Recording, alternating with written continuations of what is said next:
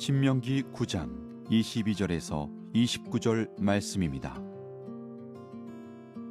너희가 다베라와 마사와 기브롯 핫다와에서도 여호와를 경노하게 하였느니라. 여호와께서 너희를 가데스 바네아에서 떠나게 하실 때에 이르시기를 너희는 올라가서 내가 너희에게 준 땅을 차지하라 하시되 너희가 너희의 하나님 여호와의 명령을 거역하여 믿지 아니하고 그 말씀을 듣지 아니하였나니 내가 너희를 알던 날부터 너희가 항상 여호와를 거역하여 왔느니라.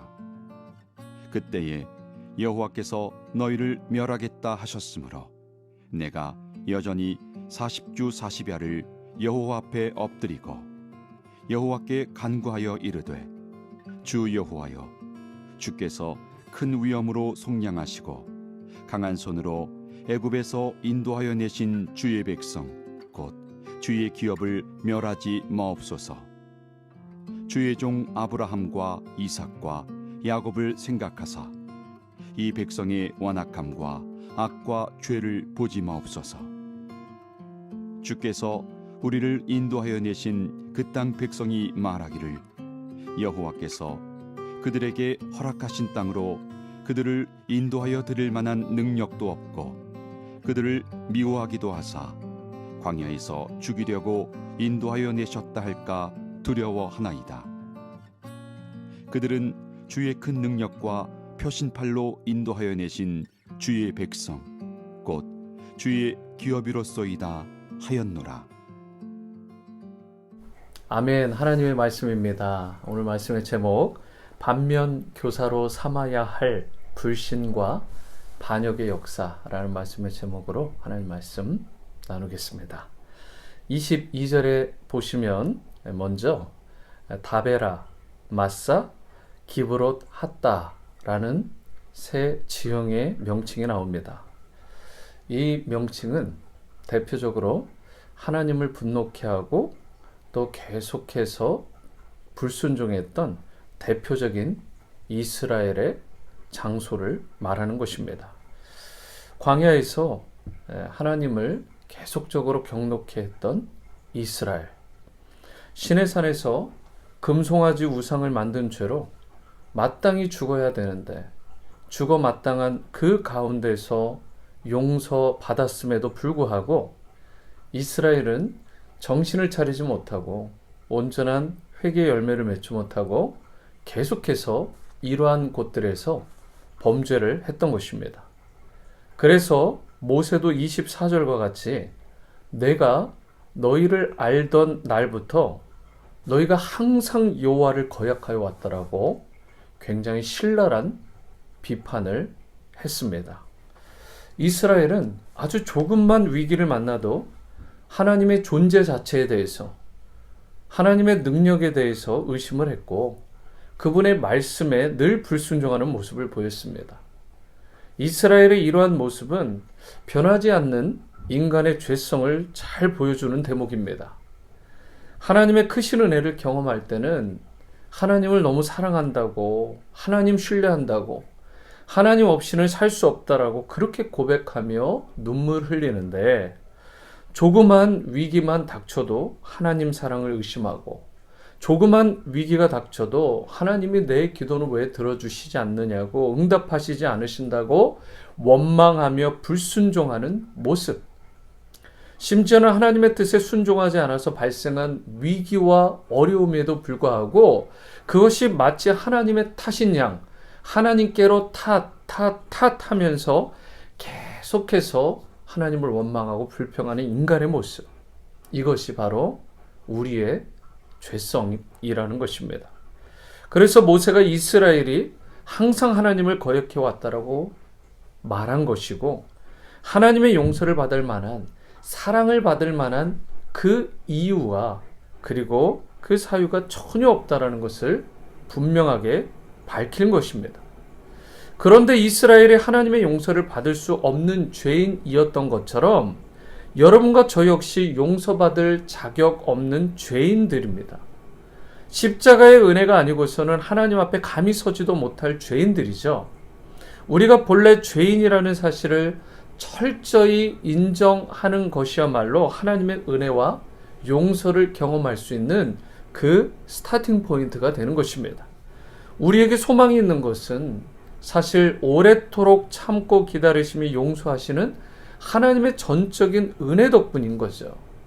25절을 보시면 이스라엘을 심판하시려는 그 하나님 앞에서 40일 주야로 엎드려 간절히 중보했던 모세의 모습이 어제 큐티 본문에 이어서 잘 나와 있습니다. 이스라엘의 죄가 얼마나 크고 관영한지 이처럼 오래 참으시고 용서하시는 하나님마저 경노하실 정도였어요. 특히 금송아지 우상 숭배의 죄는 여호와 하나님의 진노를 불타오르게 했다라고 표현하고 있었습니다. 여러분, 그런데 이처럼 당장 이스라엘 민족을 멸절시키겠다라고 경노하시는 하나님의 뜻을 돌이키신 것은 다름 아닌 모세였습니다. 그의 중보게 되었습니다.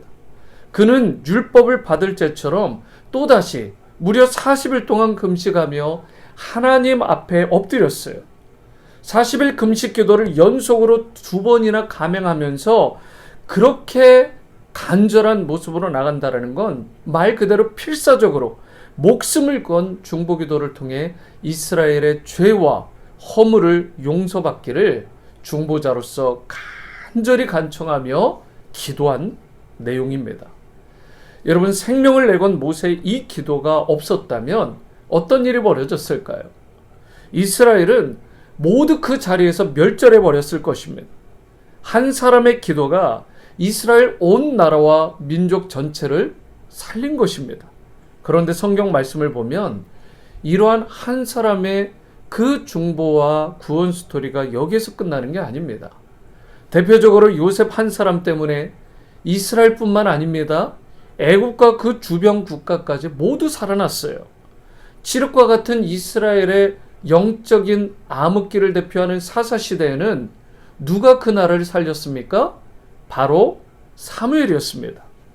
사무엘 한 사람 때문에 다시금 영적으로 이스라엘이 회복되고 살게 된 것입니다. 그런데 누구보다도, 어떤 인물보다도 비교할 수 없이 예수님 한 분 때문에 사실 온 인류가, 온 세상이 구원받고 영원한 생명을 얻게 된 것입니다. 어떠한 성경의 인물들은 한 지역이나 한 나라를 살렸다면 바로 예수님은 한 사람도 예외 없이 모든 인생들을 바로 구원하고 살리는 어린 희생양, 바로 하나님의 어린 양으로 쓰임 받으셨던 것입니다. 모세는 26절에서 이스라엘을 주의 백성 곧 주의 기업이라 말하며 하나님 멸하지 말아달라고, 이 진노를 멈춰달라고 그렇게 간절히 기도했습니다. 27절에서는 이 백성의 악과 죄를 보지 말아달라고, 아브라함과 이삭과 야곱의 그 언약을 기억해달라고 간구한 것입니다. 28절에서도 29절에서도 이스라엘 백성이 주의 기업이오니 구원해 주시기를 간절히 중보기도 했습니다. 이 말은 이스라엘이 죄가 없다, 흠이 없다, 거룩하다 이런 뜻이 아닙니다. 죄 많고 흠 많고 실수투성이지만 오직 하나님의 사랑과 긍휼하심에 의지하여 간구하오니 이 간구를 들어주시고 이 백성을 멸하지 마시고 구원해달라는 눈물 어린 호소와 부르짖음이 바로 모세의 기도였던 것입니다. 우리도 마찬가지입니다. 우리가 의지할 것은 오직 예수 그리스도의 십자가 은혜밖에 없습니다. 우리의 죄악이 너무 커서 진멸당할 정도가 될지라도 이 예수 그리스도의 십자가 사랑과 긍휼하심 덕분에 우리가 멸망당하지 않고 하나님의 용서와 구원의 은총을 누리게 된 것입니다. 이 사랑이 저와 여러분을 살게 했고, 이 사랑이 저와 여러분들을 구원하고, 또 이 사랑이 우리를 하나님 자녀 되게 하시는 것입니다.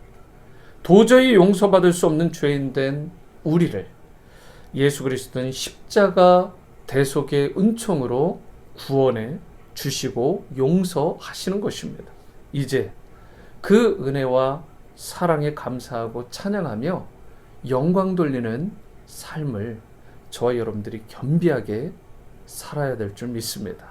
우리가 죄 용서받고 하나님의 자녀가 된 데에는, 그분의 백성이 된 데에는 우리의 공로라는 것이 단 1%도 들어가 있지 않습니다. 전혀 우리의 공로는, 우리의 의로움은 없는 것입니다. 전적인 하나님의 은혜로 이루어진 것입니다.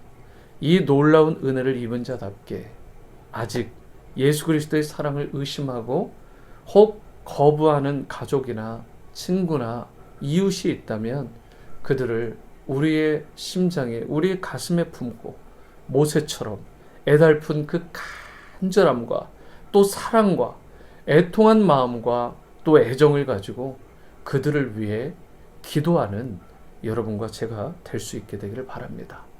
나는 결단코 기도하는 죄를 쉬지 않겠다. 내가 기도하는 죄를 범하지 않겠다.